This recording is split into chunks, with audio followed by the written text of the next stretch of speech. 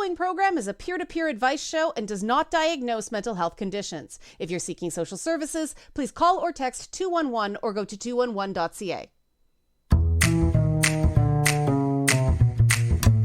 Hello, listeners on Saga 960 and those listening around the world on streaming and podcast services. This is It's Not Therapy. I'm Liana Kersner, and I am not a therapist, but I am your source for practical advice for everyday problems using my top 10 sayings for checking in with your best self, even though I couldn't get through this intro without coughing. This episode, we're talking judgments. And I really tried to get a guest for this episode, but came up empty, and I guess I shouldn't be surprised because the issue of judgments and the botched practice of non-judgment is where therapy goes wrong for a lot of people. A lot of my top 10 phrases come down to making healthy judgments. And the one watching over this entire episode is the top 10 phrase, don't let problems that aren't your fault lead to mistakes that are. Now, in lieu of a guest that comes on and talks, I had an email discussion with someone who reached out to me at liana@nottherapyshow.com. And we'll use the name Lee for him for this episode. And it was a back and forth that went quite a few exchanges. And this is how it started. Hi, Liana. I find that there's a contradiction within modern therapy. On one hand, it's all about clients exploring their feelings. I feel this, I feel that. How do I cope to make myself feel better? But this comes to a sudden end when the client has something bad to say about somebody else. For example, I called this former coworker of mine a wife beater to my therapist. This guy was bad. He would say to another coworker, I can beat you up. He love-bombed a female coworker into being his girlfriend. Then he allegedly beat her. I told this story to my therapist and called him a wife beater. Therapist did not like me calling him a wife beater. The whole not judging thing. And this from a nonprofit organization that labels itself a feminist organization. So whenever I tell a story of somebody having harmed me or someone else, and I call them out for it, the therapist puts an end to it, all because I'm not allowed to judge. This is the same therapist that blames me for my lack of progress in trauma recovery. She says that I do not want to change. She claims that her tools work, but I'm not putting in the work. One time, she said that she even wanted to hang up the phone on me. Now, caveat. This is one side of what went down. But here's the thing that made me want to drill down on this. The client here is feeling judged. And that centers around him being told not to judge in a way that reinforce the harsh judgments that appear to be at the core of his trauma. Now, again, only one side. No shade against the therapist, don't know her, but this therapy clearly didn't work for Lee, right? We can say that as a fact. Something's not working here. Now, I said last week that I am not a proponent of complete non-judgment. One of the greatest quotes I've ever heard is, "We judge. That's why we have judgment." And I don't even remember who said that, but I remembered this saying. Judgments are an extension of our boundaries. They make us who we are. And top 10 phrase, other people don't have to like our boundaries, but they do have to respect them. The problem with judgments come when those judgments are fueled by assumptions that aren't helping us. So dialectical behavior therapy has a module on letting go of judgments as part of the mindfulness portion of the program. Now, most DBT programs bring the whole non-judgment module in at the end of the mindfulness portion, after a client has built up skills like observing, being aware of what our body's doing, describing our emotions, distancing ourselves from negative thoughts. It doesn't sound like that happened with Lee. It sounds like Lee was sort of thrown in on the deep end, starting with the removal of judgments. And the problem with that is if you get into non-judgment without those prerequisite building blocks being firmed up, you risk damaging those remaining bits of self that a traumatized person has left. And that's what I think happened in Lee's experience. My own experiences with trauma therapy and the gaps in it are why I started this work. Now, if I were an actual therapist, I couldn't say some of the things I'm going to say this episode. I come at this from someone who's had experiences with the system, like Lee. Now, I hit different stumbling blocks, but I really relate to his frustration and his confusion and his hurt. A big gap in therapy that I found is that therapy often tells a client what they're supposed to do, where they're supposed to get, without giving them any assistance regarding how to get there.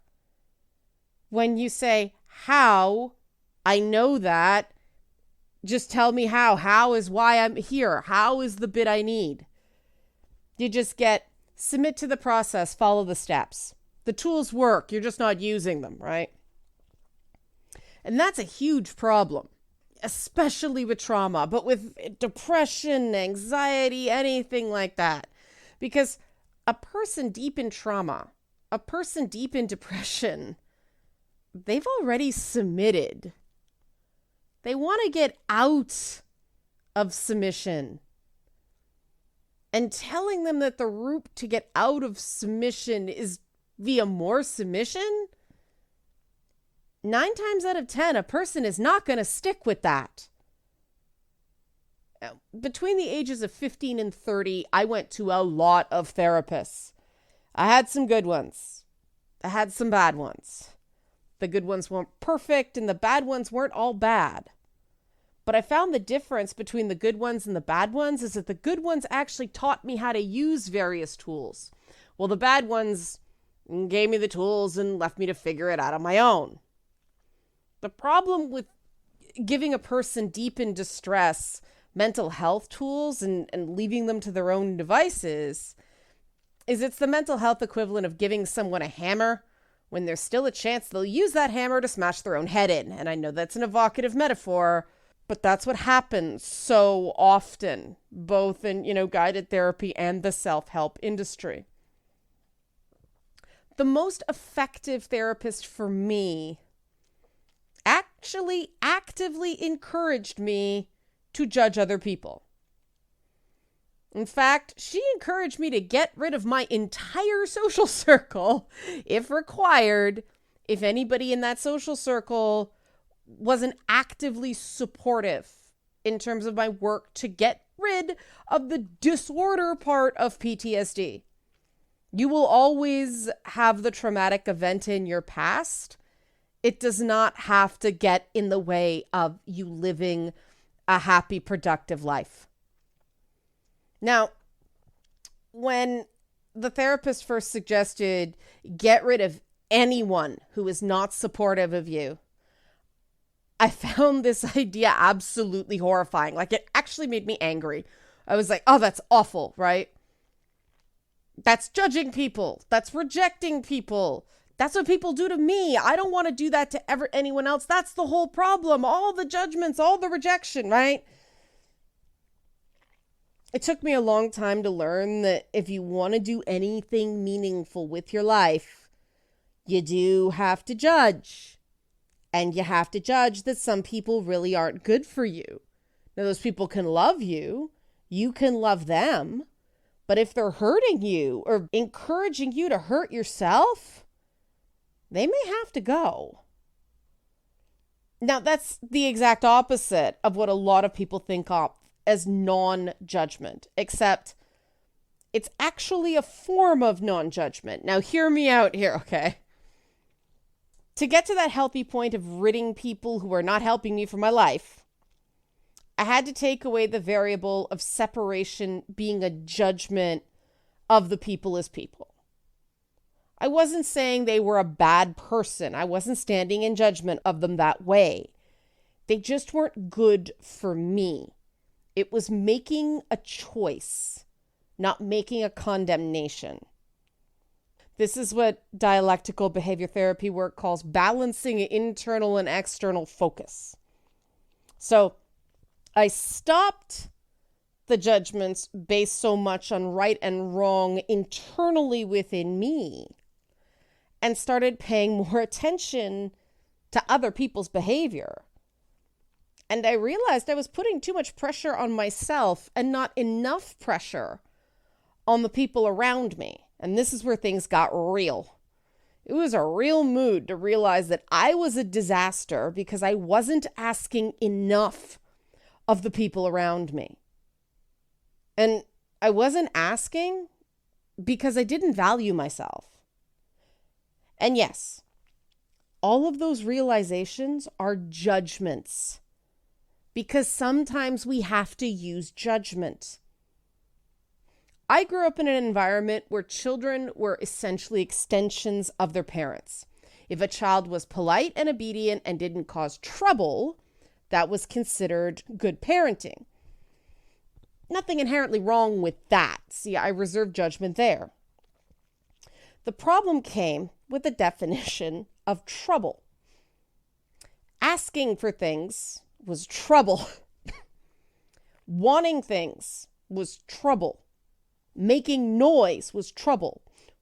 Not being an adult at the age of 6 was trouble. Wanting to come first at my own birthday party was trouble. Getting a C on one test instead of an A+ was trouble. It wasn't seen as me being in trouble. It was being seen as me making trouble. And because of this, to this day, asking for things completely terrifies me. I need to create structure for asks. Like, seriously, even giving out the phone number and email on this show always gives me a certain amount of anxiety because every ask is a declaration that I matter. And I was taught at a very young age that this was bad. And this is where balancing internal and external judgment saves me. But to push past that anxiety that happens every time I have to ask for something, I need to use judgment and breaking down things and really making clear the different pieces of judgment that are going on, okay? Here's how it works. Judgment. Asking for things is bad. This is where Lee's therapist would have cut him off and gone, that's the judgment. That's a judgment. Don't judge, which is shaming the judgment, not challenging it. Right? What you do instead is this. Why is asking for things bad? Well, because it may inconvenience someone. Okay. Why is inconveniencing someone bad? Well, because it's an inconvenience. So it's an inconvenience. And it's an inconvenience. And this is the point where we hit what philosophy calls a tautology masquerading as a first principle. It's just saying the same thing in different ways, claiming something is true by necessity instead of breaking it down further by treating it as a deduction based on reason. And yes, reason involves judgment. Why is an inconvenience inherently bad? We deal with inconveniences all the time, right? Is doing my taxes bad? Is paying my bills bad? Are other inconveniences of life bad? No, they're annoying, but they're not bad. But I was taught that whenever I was annoying in the slightest, I was bad. And that's not true. And that's how healthy non-judgment works. But you can't stop there because stopping there leaves a person with no compass. They know what's not true, but what is true. You have to rebuild that framework by creating a new story about the experience. And here's what I did. The people who taught me that being annoying was inherently bad were wrong. Because anything worth doing is going to annoy someone. It's okay to matter. It's okay to take up space.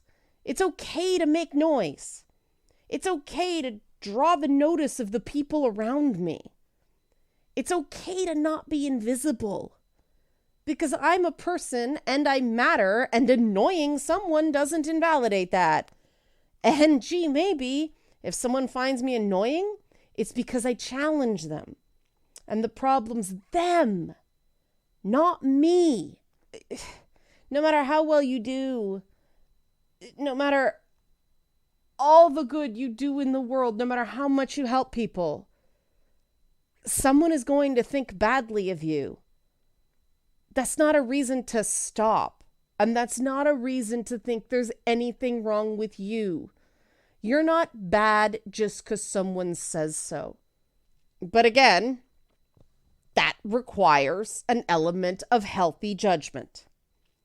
And we live in a world where so many messages we consume try to actively separate us from that healthy judgment. And that's what we're going to deal with after the break. But first, I'm asking you to email me your questions at liana@nottherapyshow.com. That's LIAN as in Nancy A @nottherapyshow.com. Or send me your questions on social media at nottherapyshow on Instagram and Twitter. Or just give me a follow there so you never miss an episode. You can subscribe to the podcast version of this show, but people listening on Saga 960, please keep listening. I need the ratings. See, I'm asking for things. Okay, I'm Liana Kersner. I'm definitely not a therapist. This is definitely not therapy, and we will be back in a few. The following program is a peer-to-peer advice show and does not diagnose mental health conditions. If you're seeking social services, please call or text 211 or go to 211.ca.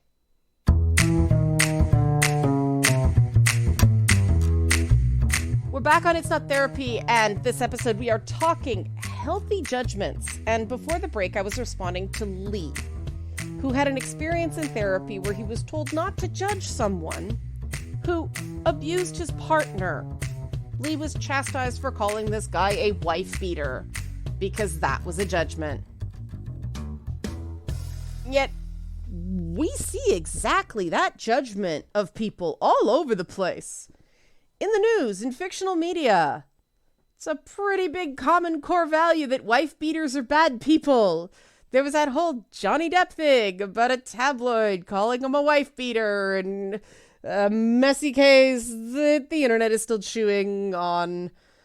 Anyway, generally thinking that wife beaters are bad people is a good thing. Here's the problem. We live in a time where bad people are seen as irredeemable people. People find something they can focus on that is bad about you. You are that bad thing forever. Positive changes, we don't see them being rewarded. And so people get the message that change isn't worth it. People will never let you be anything but the bad thing you've been labeled, right? And this has led a lot of people to give up. And they end up doubling down on the bad behavior. And they end up accepting bad behavior from others because it seems like there's no way out. And they internalize the idea that this is all they deserve. Now, there's people I know, they've done bad things in the past. I mean, we've all done bad things in the past, but I know a few people, they're essentially good people, but they've done some dumb stuff. I could even say that at times in the past, they've been bad people. But they're in the process of making changes. Thing is, the people who feel wronged in some of these cases are hounding these people, photographing them at events, stalking them on social media, actively refusing to let these people move on with their lives because of a mistake that happened in some cases years ago. Now, we call this phenomenon cancel culture, but maybe that downplays what's going on. What that really is a group of very angry people picking on someone they believe can't fight back. They've got someone down and they keep kicking them and kicking them and kicking them, and so they can't get back up. And this is a worst nightmare scenario for a lot of people. The idea that admitting a mistake opens you up to a lifetime of abuse. A lot of people end up in these situations in the first place because they have a parent who picked on every little thing they did and never let them live it down. And this is where you get into, manifesting and actualizing and replicating patterns and all that stuff. You don't have to believe in any of this. It's just observed fact that we see these situations where no matter what someone does, they can't get away from people who will never let them live down a mistake they made. And what happens in these situations is these harsh external judgments separate people from the ability to make healthy judgments for themselves. And it's so bad that I'm seeing this in people, not anybody who had anything directly done to them on this scale. They just see it happen to other people. And it's enough to put them in an ongoing protective crouch. The thing is, in order to do anything in life, you're going to make mistakes. And it's better for your own peace of mind to admit those mistakes, preferably to the people you wrong, but sometimes even just to yourself. And that can be impossible when it seems like the punishments are so big, they're so terrifying. They're not in the scope of the mistake. The punishments don't fit the crime, right? And this is why I separate punishments from consequences. And this comes up with the correspondence I had with Lee this week. He had another episode in therapy that, just didn't make sense to him, and he shared it with me. Said, in group therapy, one female patient said that her boyfriend forced her to have sex. I say back to her that she should not be forced to do it. Psychiatrist interrupts me. She asks why. I'm not supposed to say should. I'm unsure what to say. Psychiatrist says that should is a judgment. Says, I think it's good to mention that this female patient had been a victim of rape before. At another group DBT session with this psychiatrist, I had mentioned that I was a difficult person to deal with, and that a friend of mine was nicer to me than I deserved. Psychiatrist and her assistant interrupt me. Apparently, I couldn't say that because it's a judgment. So I guess I can't point out where I went wrong, where I need to correct myself, and to praise my good friend for being so kind to me. While I see where the therapists are coming from here, I also see Lee's confusion. He was trying to be supportive in one case and appreciative in another. And he felt punished because the attempt wasn't perfect. He wasn't given improvements. He wasn't given, points for trying. Here's how to do better. He just felt punished because the attempt wasn't perfect. Human brains are wired to accept consequences and avoid punishment. And the difference between the two is often how fair we feel the treatment is. If something feels fair, it registers as more of a consequence. If it feels unfair, well, then it feels like punishment. Some people use different words to differentiate this dichotomy, but it still comes down to fair outcomes versus unfair outcomes, right? And fair outcomes are motivating. Unfair outcomes are demotivating. But the truth is that life is often unfair. So how can anyone be happy? That comes down, at least I believe it's worked for me, to the stories you tell yourself about the unfairness.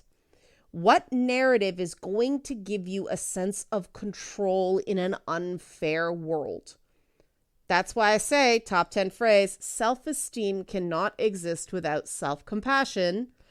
And another top 10 phrase, be the hero of your own story and not anyone else's. Many of us respond to unfairness as if it says something about us as a person. What did I do to deserve this? I must have done something to deserve this. We're trying to make it fair, and it tears us apart. We end up seeing ourselves as the villain of the story because of the way we're treated. Because we're raised to believe that if we're a good person and we work hard, rewards will naturally come. And sometimes they just don't. Like Lee's therapist, sometimes the people judging you, the people who have power over you, just aren't going to reward your best efforts. Now, therapy should reward your best efforts, but there's that word should, right? There are certain red flag words when we're trying to be better and happier people, and should is one of those words. Should is a word that benefits from challenge, but that doesn't mean that it's never appropriate. You just have to be in a stable, centered enough place for the concept of should to be motivating because it's fair, or demotivating because it feels like the expectation is impossible. In Lee's case, when he was trying to console a rape victim, that should not have happened can be appropriate because the entire struggle in recovering from sexual assault is that something happened to you that shouldn't have happened to anyone. I'm sure the therapist and the assistant had their reasons for intervening, but the problem here is that Lee didn't understand them. Maybe they were trying a form of acceptance that it did happen and there's no changing that. All right. In my opinion, and it's just my opinion, it would have been better had they asked the woman it happened to whether she was okay with that approach, okay with that characterization. It should have been up to her, not the therapist, because that woman who was assaulted, she's the one in control of that narrative. And therapists should be supporting that mindset. Now, because I'm trying to give benefit of the doubt to these therapists that I haven't directly observed, and I'm being very, very careful about that because, like I said, I wasn't there. I'm using this as a general example to show how jumping in doesn't allow the victim in question to be the hero of her own story.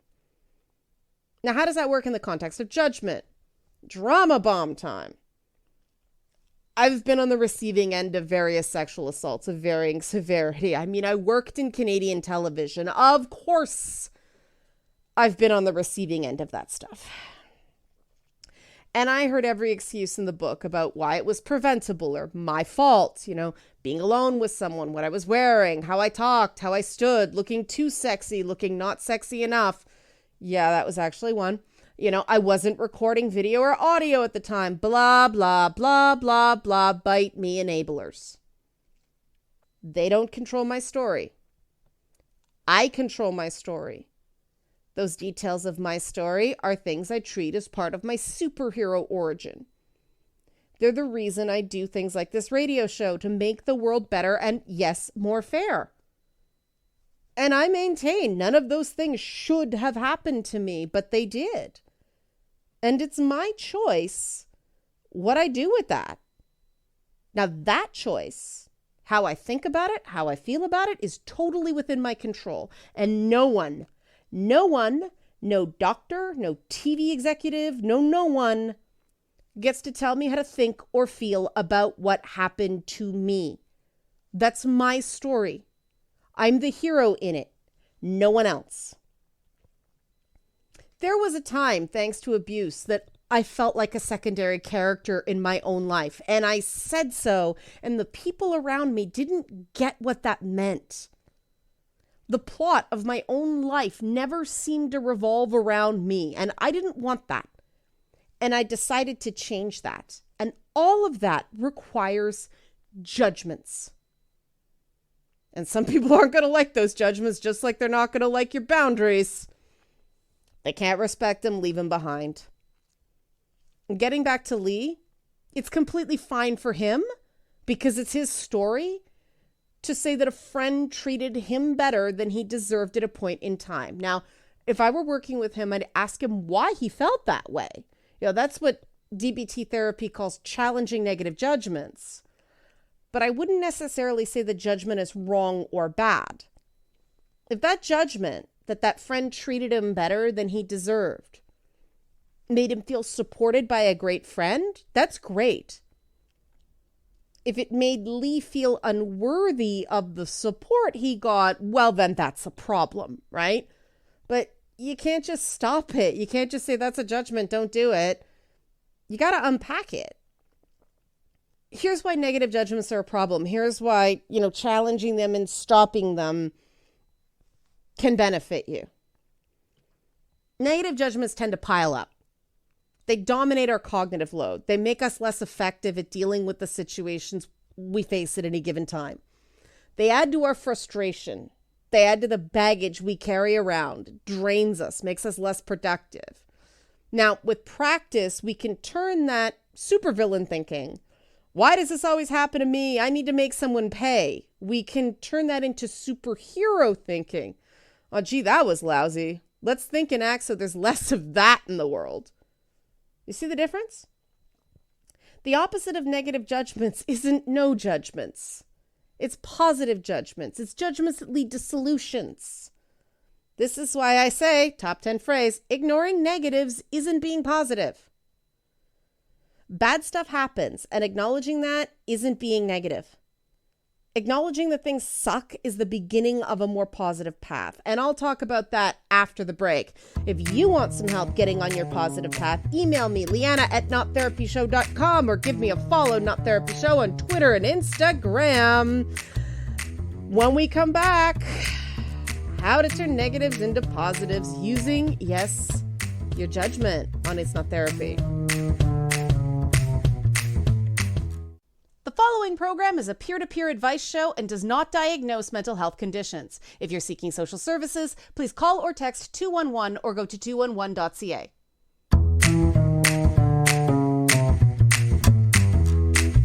We're back on It's Not Therapy. I'm still Liana Kersner, still not a therapist. We're still dealing with Lee's story, talking judgments, and why they're a part of healthy thinking. Now, Lee shared with me that he entered therapy because he's been, in his words, kicked around by life.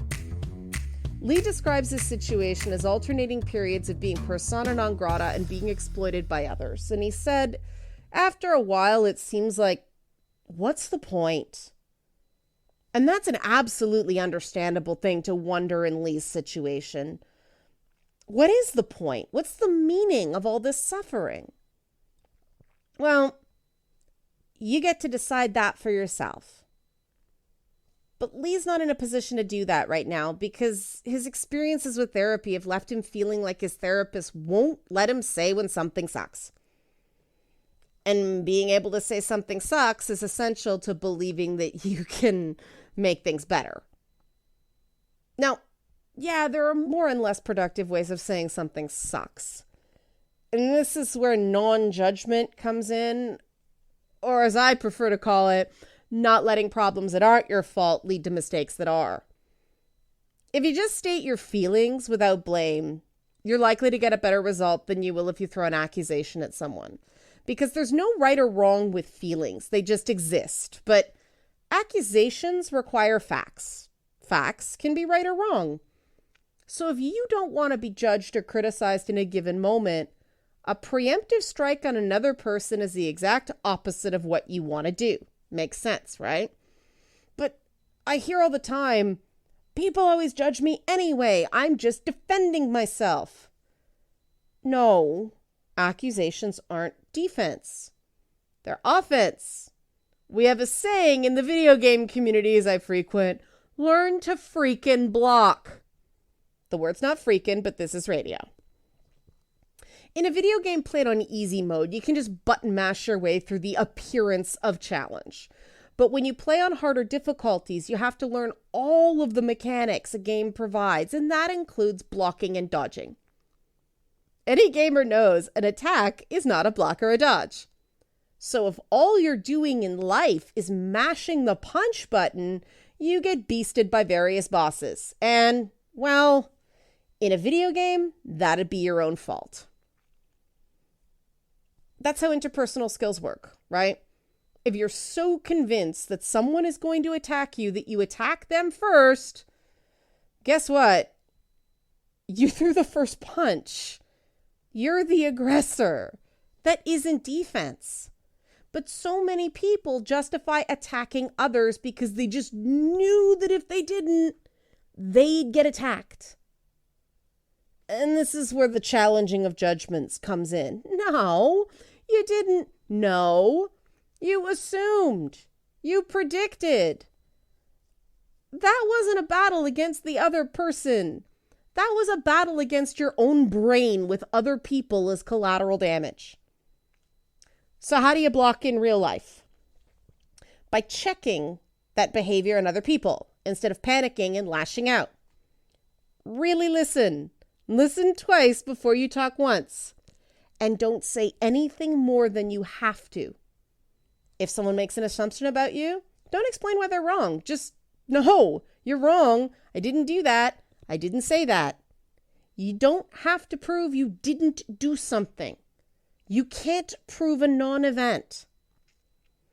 Now, if I had a nickel for every person who responded to that with, well, you didn't say it, but you clearly implied it, I'd be rich. Thing is, there's no such thing as a clear implication. A clear statement is explicit. Implications are, by their nature, not clear. That's usually when someone starts swearing at me and just outright name calling, and then they've lost the fight. When people start up with that, I turn into Captain America. I can do this all day. The goal in blocking isn't dominating the fight. It's about not getting baited into stuff that can damage you. Now, my ability to Captain America the snot out of, we'll say, a-holes is, in my story, the reward for all the stuff I've survived, the really tough stuff that I've gotten through. I know I can deal with way worse than someone being a jerk. I learned the hard way to detach my sense of self from people screaming at me, trashing my reputation, and even physically harming me. But part of the way I did that is promising myself that anyone who does that usually doesn't get another chance to do it again. They'd have to come up with an absolutely fantastic apology. I spent a lot of years working in abusive environments because I believed that there wasn't anything better out there and that I deserved the abuse. But the truth is that unless you look for better, you don't know that it exists. And this brings us back to consequences versus punishment. I really do suspect that Lee would have understood what the therapists were doing had they given him any more detail than that's a judgment. You know, maybe something about the abused woman, like, let her label her abusive experience. Don't take that power away from her. Everyone has the right to determine for themselves what something means. You know, when it comes down to his opinion of the exchange with his friend, say, why do you think you didn't deserve the kindness? You know? Either way, Lee didn't get the things he needed to understand those rebukes from the therapist, so he felt punished. And since he was traumatized, he was in trauma therapy to begin with. That's not great, right? I'm validating for Lee. That wasn't great. That was bad, right? Feels bad, man. So when we come back, how this experience in therapy left Lee feeling, and my advice for how he can get better results. When we come back on It's Not Therapy. The following program is a peer-to-peer advice show and does not diagnose mental health conditions. If you're seeking social services, please call or text 211 or go to 211.ca.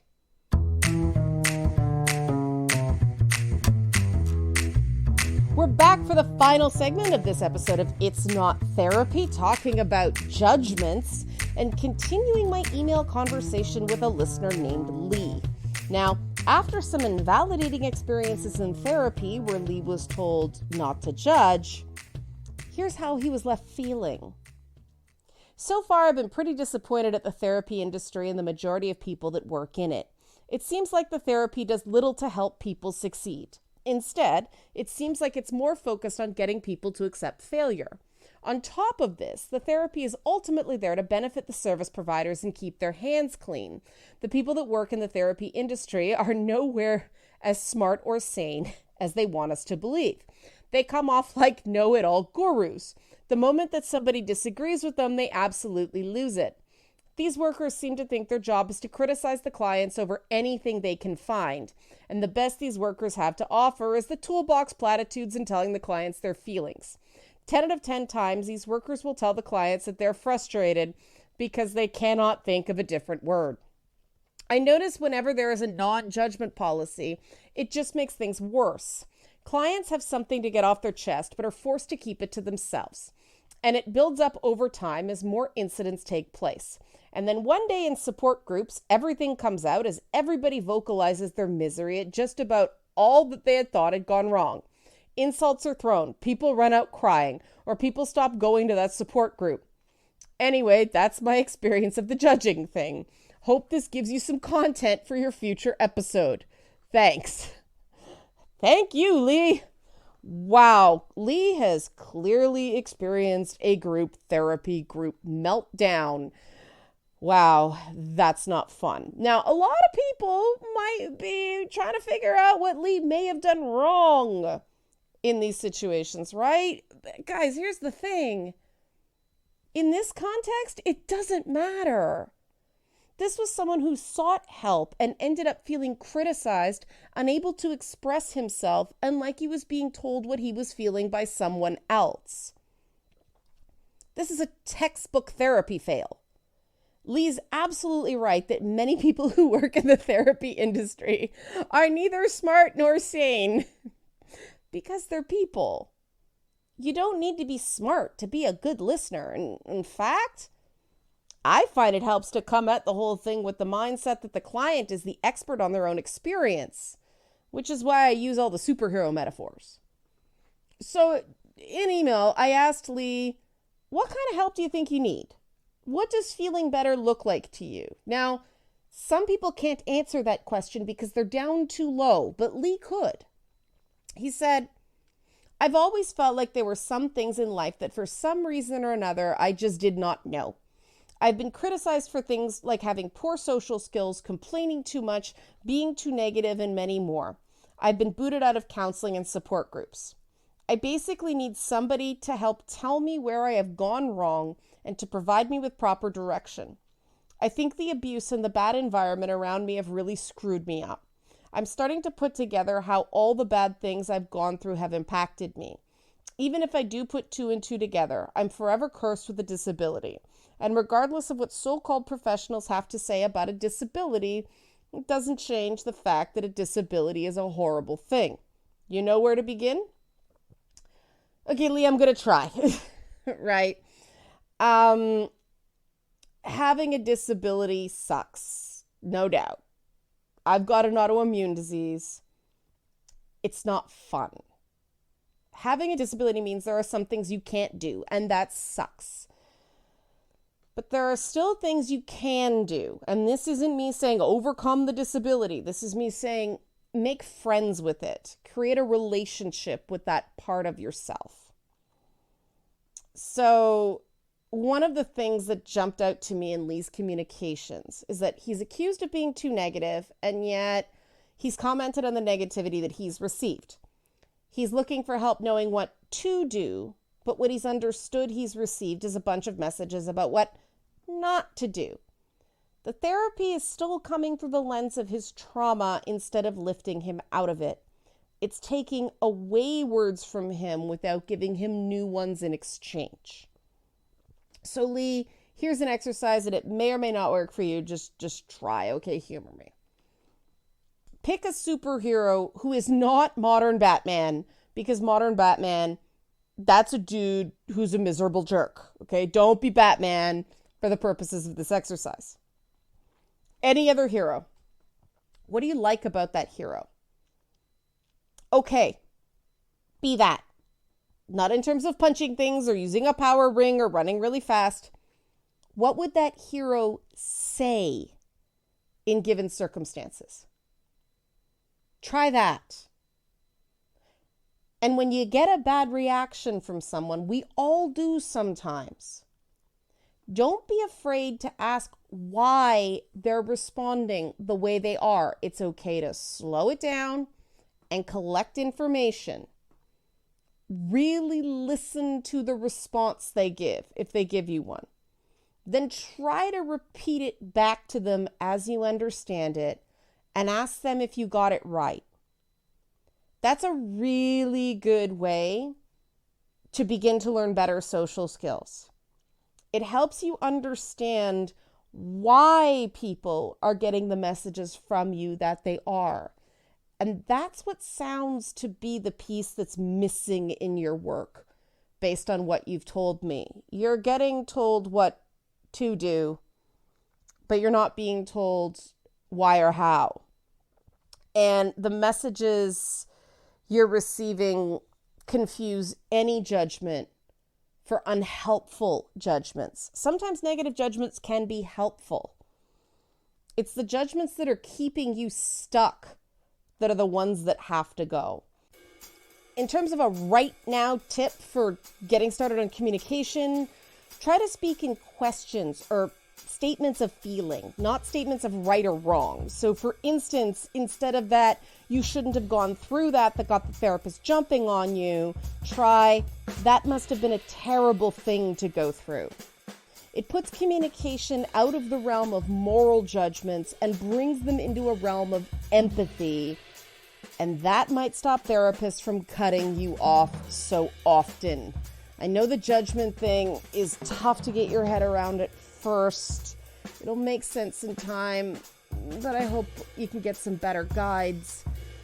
So, Lee and I will probably continue email correspondence, but if you have a question, if you'd like to ask me something over email, my email is liana@nottherapyshow.com. That's liana@nottherapyshow.com, or follow me on Twitter and Instagram @nottherapyshow. That's it for this week. Next week, we're going to be talking about shame. Seems like a natural place to go after this episode. Judgment, shame, they're interconnected. But shame, possibly the epidemic of our modern world, mental health wise. So, until next week, I'm Liana Kersner. I am definitely not a therapist after this episode. Remember, your crazy is only a problem if it's hurting you. Take care.